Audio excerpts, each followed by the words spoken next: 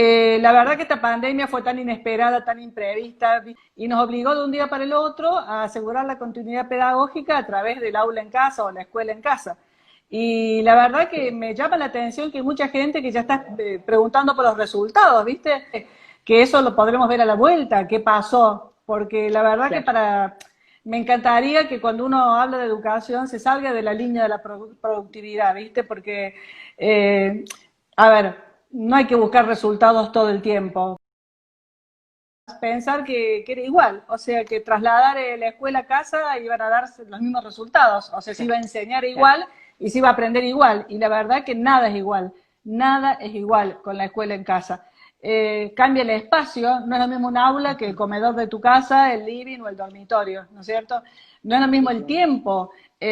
Un papá me decía el otro día, cosa que me puso bastante ansiosa y angustiada, me dice, yo estoy pagando 8 horas en una escuela privada y le están dando 3 horas de clase, ¿no? Como si los tiempos de estar en la escuela y de estar en casa fueran los mismos. Claro. Al niño le cuesta mucho más atender y concentrarse en casa. Hay muchos distractores y no está el entusiasmo del compañero, el cuerpo del compañero, la presencia de la maestra. Cambió el espacio, cambió el tiempo, pero fundamentalmente cambió el rol docente. Hoy tenemos la función docente compartida con los papás. Y eso sí que genera problemas, evidentemente, porque además la autoridad pedagógica se comparte. El chico dice, bueno, ¿y a quién le hago caso? ¿A la seño? ¿A Claro. mi papá? ¿A mi mamá? ¿Quién es el maestro aquí? Entonces a mí me gustaría poner sobre la lupa, cuando yo digo que ninguna generalización es posible y que cada familia, cada escuela está haciendo lo que puede, digo, pondríamos la lupa primero en la familia. ¿De qué familia hablamos? Hablamos de familias con una casa chiquitita, chiquitita, un departamento sin un balcón, hablamos de un chico que vive en una casa con patio y con muchísimo aire libre. ¿De qué familia hablamos? De los padres que están trabajando en casa y por lo tanto les cuesta acompañar el proceso de sus hijos porque están haciendo el teletrabajo. Estamos hablando de los padres que nunca dejaron de trabajar, como los miembros de seguridad, ¿no es cierto? O los de sanidad, que no han tenido un día sin trabajar. Esos chicos, ¿con quién se quedan? ¿Quién los acompaña en el proceso de aprender? ¿De qué padres hablamos? ¿De padres que a lo mejor se quedan en casa y tienen el sueldo asegurado a fin de mes? ¿O de aquellos que, si no salen a trabajar, no ganan, que están perdiendo sus ingresos, que han perdido su trabajo o que sienten la amenaza de perderlo? ¿De qué padres hablamos? ¿No? Entonces, ¿de qué familia hablamos? ¿Familia con conectividad?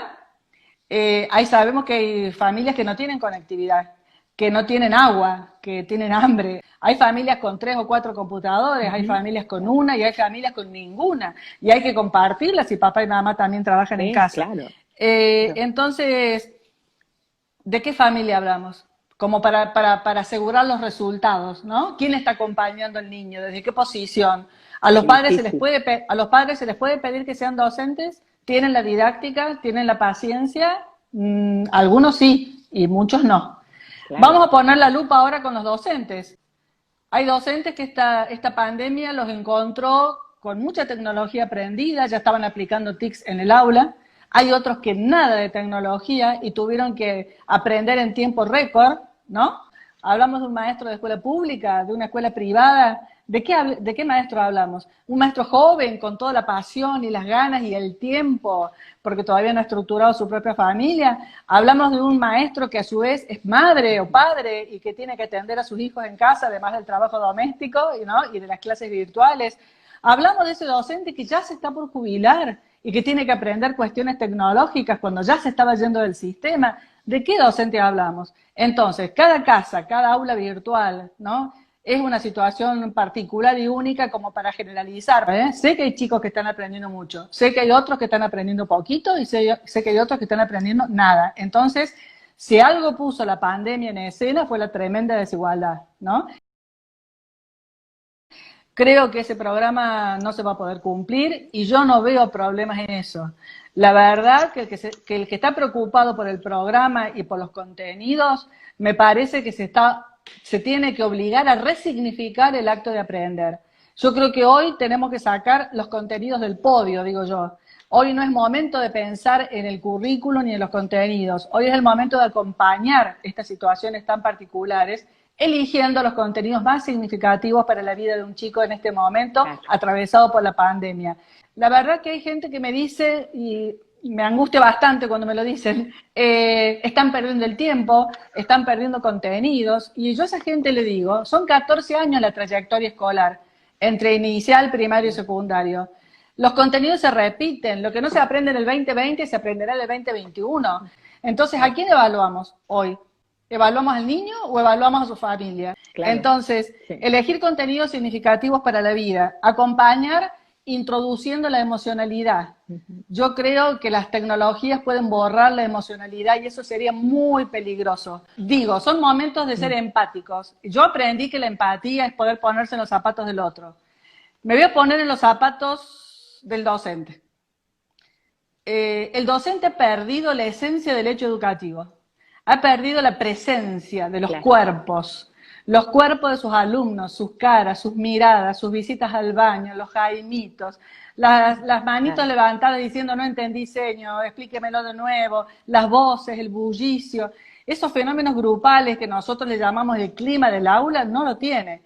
A ver, ha perdido la esencia, que es el encuentro humano, la mirada, ¿no? El gesto, ha descubierto los límites de la pantalla. Sí, Entonces, si me pongo en el lugar de los docentes, digo, cuánta pasión que hay que tener, cuánta vocación, cuántas ganas, porque se les ha triplicado el trabajo, ¿no?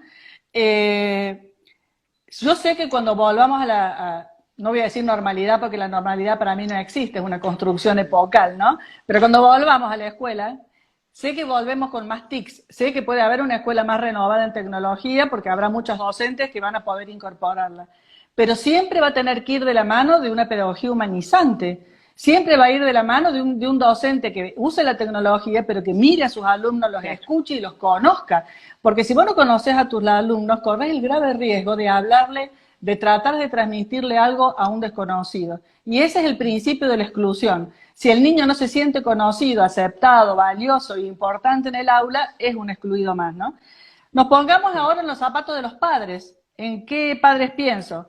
Cuando están o sin tiempo, batallando contra la cuestión laboral, con chicos que a veces sienten, con hijos que a veces sienten que están como de vacaciones, ¿viste? Les cuesta entender, ¿no? Que esto es una escuela en Sí. casa.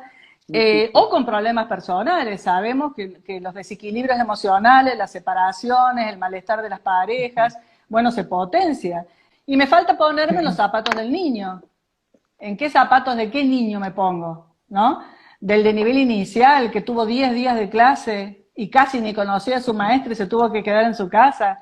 En el que se está alfabetizando los chicos de primer grado, que tienen que aprender la ma, la pa, la sa y la ta con la mamá y no con la maestra y sin sus compañeros. A lo mejor les costó Claro. un montón adaptarse al colegio, a lo mejor les costó un montón separarse de la mamá y de vuelta están en el nido. Habrá que hacer de vuelta el proceso de adaptación para algunos a la hora de volver. Me pongo en los zapatos de un chico de primer año que tuvo 10 días de clase, cuando el salto del primario al secundario es terrible porque pasan de 4 docentes a no sé cuántos, 10 a 14. Pero la verdad que donde más me angustio cuando me pongo es en los de sexto año. Los de sexto año Claro.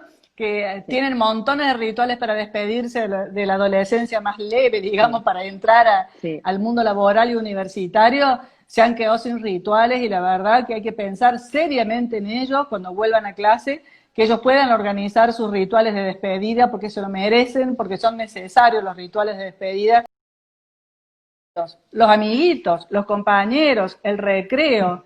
No sé qué va a pasar cuando vuelvan a clase y en el recreo les digan que no se pueden tocar. Los chicos en eso son más creativos que nosotros y se las van a arreglar, pero les cuesta entender que cómo no van a abrazar a un compañero.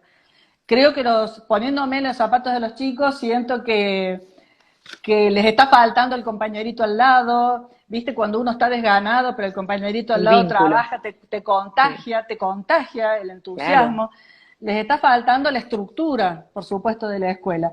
Y que yo decía que la función de la escuela es doble, la transmisión de la cultura y los valores y el aprender a convivir para ser un buen ciudadano ético después. Y yo creo que la transmisión de valores se complica con las pantallas, porque los valores se transmiten a puro ejemplo, ¿no? No es con una clase, digamos. Y aprender a Claro. convivir ni hablemos, porque no están conviviendo, porque no están los Sí. compañeros. Entonces, yo digo que si esto lo pensamos fuertemente, vamos a luchar contra lo que muchos creen, que a la vuelta va a ser pura tecnología y que podemos soñar con una escuela robótica donde no haya docentes. Yo eso no lo Claro. quiero ver.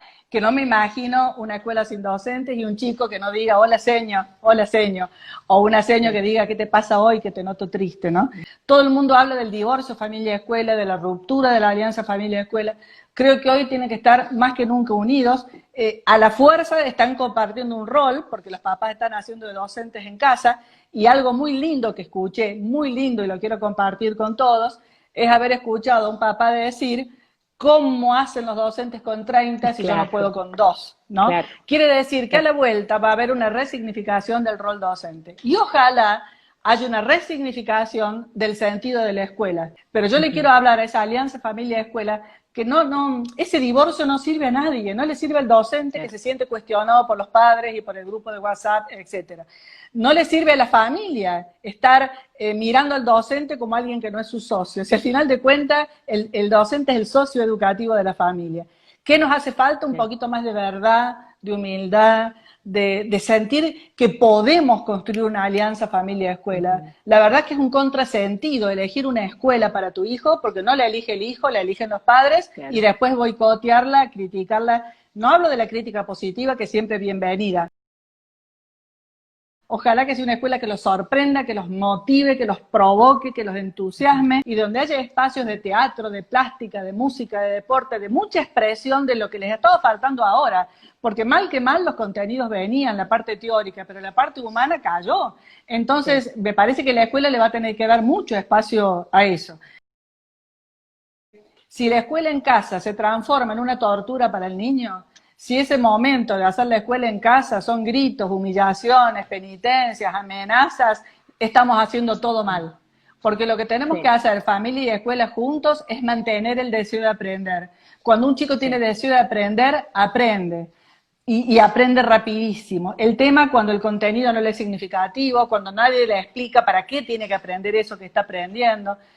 Y sincerarnos, porque si no después todo va a ser culpa de la pandemia. Antes de la pandemia veníamos mal. Antes de la pandemia las cifras del fracaso escolar en Argentina eran muy altas. Sería muy triste que esta pausa no nos sirva para aprender y para resignificar todo lo que hacemos, ¿no? Para volver a una escuela distinta, con este sufrimiento que nos atravesó a todos. Lesiones tenemos todos, leves o no tan leves, pero todos hemos sido mortificados o atravesados por esta tragedia que nadie se le imaginaba y que evidentemente produce en cada de nosotros algún cambio.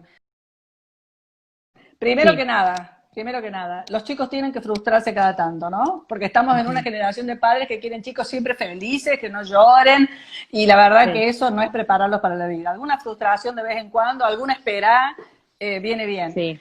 Segundo, docentes han abierto un canal de comunicación también con los padres. Entonces ahí el papá le tiene que escribir al docente y decirle, no estoy pudiendo con Felipe. Y habrá que ver si Felipe venía mal o Felipe se puso así en la pandemia. ¿Me entendés? Hay una historia de cada chico antes de la pandemia. Y bueno, y habrá que buscar unas soluciones, familia y escuela juntos. Lo que no se aprende en el 2020 se aprende en el 2021. Si la verdad, si la preocupación de los docentes o de quien sea, de los directivos, a la vuelta a la escuela es, por favor, rápido lo que no aprendieron en estos meses, la verdad que sería un desastre. Porque la cabeza de los chicos no es una caja que la podés abrir y meterle todos los contenidos. Los contenidos hay que procesarlos, lleva su tiempo. Así que lo que hay que hacer es al revés. Hay que rescatar la emocionalidad, el sentido de la escuela, las ganas del encuentro. Hay chicos que están muy tristes. Y bueno, los docentes no son terapeutas, no son psicólogos, pero le tienen que dar un espacio a la emocionalidad. Que los chicos hagan obritas de teatro de la pandemia, obritas de teatro de lo que les pasó con la escuela en casa, canciones, grafitis, concursos, olimpiadas, ferias de ciencia, no sé. Eso depende, amor, de mi vida, de cada familia. Además, ¿cómo hace un chico para estar sentado en la computadora sin un adulto al lado durante 4 horas? ¿Quién asegura que va a estar 4 horas sentado con lo que el docente... Estamos haciendo lo que se puede y en muchas familias se puede mucho y en otras familias se puede poco y nada. Porque lo que no estamos pensando es que los adultos que están a cargo de los chicos, papá, mamá o abuelo, no son docentes. Entonces, lo más probable es que el chico te diga, me explicas mal, la señora no me lo explicó así, no te entiendo. Es muy complicado, pero la verdad es que si no nos convencemos que esto es muy complicado y que cada quien está haciendo lo que puede y que hay que usar los medios de diálogo, ¿no es cierto?, virtual con los docentes para ayudarse, a los chicos no hay que meterles el concepto de muerte, no hay que decirles si vos lo contagias al abuelo, el abuelo se muere, eso es una barbaridad. Los chicos no tienen cómo procesar el concepto de muerte. Entonces, hay que decirles que hay que cuidarse, que el bicho es malo, que infecta, que enferma. No hay necesidad de hablar de la muerte, no hay necesidad de poner a los chicos menores de 10 años, ponerle frente a un noticiero donde están contando los ataúdes y los números de muertos en el mundo. ¿Para qué le sirve eso a un niño, no? Entonces, los chicos están aprendiendo de salud, de enfermedad, de cuidado, a mimar a sus abuelos, a cocinar con mamá, a acomodar las cosas de la casa, a extrañar, a perder. En la vida también tenemos que aprender a perder. Los chicos, mira, si tienen un papá o una mamá que los mire amorosamente, que los escuche cuando se ponen mal, nerviosos y llorosos, ¿no? Y que le habiliten juegos, los chicos todo lo curan con el juego, es impresionante. Sí. Yo veo cómo hacen carpas adentro de la casa, con sábanas, y vos decís, ¿qué están haciendo? ¿Están jugando a que van a ser campamentistas o están haciendo carpas sanitarias porque van a ser médicos? No, se están escondiendo de la mirada de los padres, porque no se puede estar 24 horas con los padres ahí. Imagínate los adolescentes, que en vez de hacer carpitas ni de jugar a la escondida, se meten en el cuarto 6 horas con el celular. ¿Y qué hago si Liliana González dice que tienen que estar 3 horas nada más por pantalla por día? Relajemos, estamos en pandemia. Los adolescentes van a estar mucho más de 3 horas porque toda la vida social pasa por ahí y porque además necesitan oponerse a sus papás. ¿Y cómo se oponen a los papás para crecer si los tienen ahí todo el día? ¿No? Y bueno, se verá en el cuarto. Que estamos en una situación trágica e inédita, que no hay receta. Sí. Yo creo que en este momento los padres tienen que ver a sus hijos no como alumnos, sino como hijos. Ya volverán las escuelas, ya volverán a posicionarse como alumnos, ya volverán con los deberes, con las tareas y con las obligaciones. Ah, mirá lo que me dijo un papá el otro día. Un papá de agenda completa, un papá que en épocas normales, entre comillas, trabaja de 8 a 20. Me dijo, Liliana, por primera vez los estoy disfrutando. Claro. Ahora, no voy a decir bienvenida a la pandemia para que los padres disfruten los hijos, pero digo, qué maravilloso que eso pase. Quiere decir que para disfrutar a los hijos, algo de tiempo hay que tener. Y quizás, esto lo aprendí de mi maestro Carlos Escliar, quizás el capitalismo salvaje, el neoliberalismo y todo lo demás, nos ponía como zanahoria delante el dinero. Entonces hay que producir, trabajar más, trabajar, porque hay que tener esto, hay que tener el auto, hay que tener el teleduc, hay que tener Netflix, hay que tener. Me parece que la pandemia nos obligó a mirar a los costados. Y cuando vos mirás a los costados y te das cuenta que hay gente que tiene mucho menos que vos y que se las ingenia, que hay otras cosas que hay que valorar, Y si estás disfrutando de tu hijo y tu hijo sonríe y podés conectarte con un juego, con un cuento, volvamos a hablar, volvamos a leer cuentos, cocinemos juntos, leamos en familia, apaguen las luces de toda la casa, prendan una vela a las 8 de la noche cuando ya están con el pijama puesto y se han bañado y están relajados. Y es ese momentito de preguntarse cosas, de contarse cosas.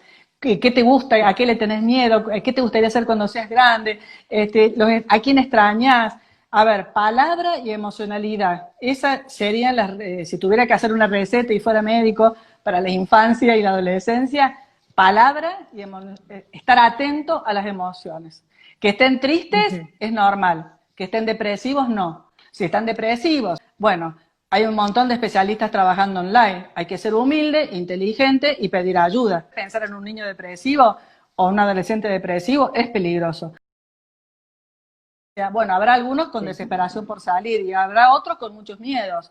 Creo que el que no sale es por miedo, y los miedos no nacen con los chicos. Los miedos son una construcción familiar. Hay padres que son muy miedosos y les han metido mucho miedo a los chicos. Esto sí es una generalización que puedo hacer, pero lo que sí te puedo decir después de 50 años, no 30, 50 años de consultorio, los chicos viven las situaciones traumáticas como las viven los padres. Nosotros somos los filtros del mundo y hoy el mundo está inhóspito. No le agreguemos más crueldad a eso, porque los chicos necesitan filtrar ese mundo tan inhóspito.